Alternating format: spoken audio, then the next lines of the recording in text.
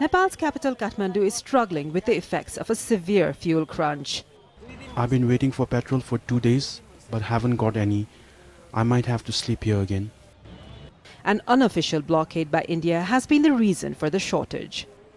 At this border crossing with India, where more than half of Nepal's imports come from, we find this situation.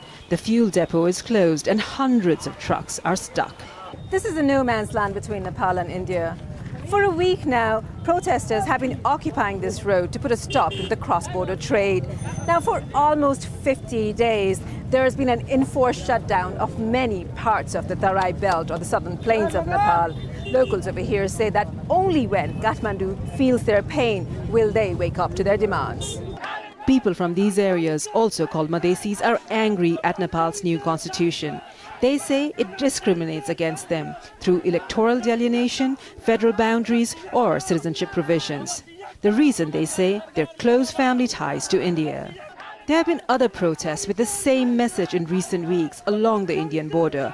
45 people lost their lives in just over a month. India has expressed its dissatisfaction with the situation and warned security at the border had to be maintained. Indian border officials have also started to implement tougher bureaucratic measures at the border. India denies that it's attempting to block supplies.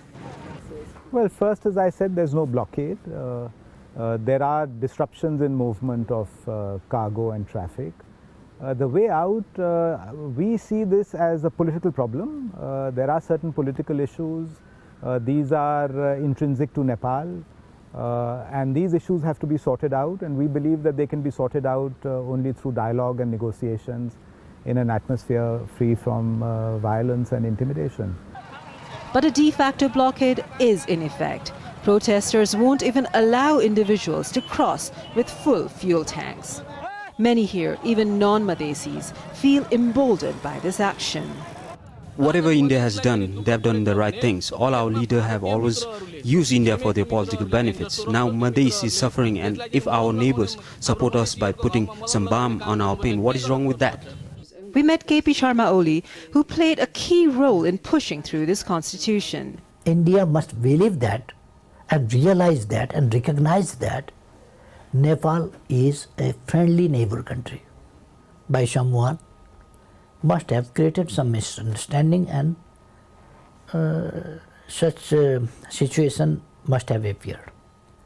But I think that this kind of misunderstandings or illusions cannot remain or exist for longer time.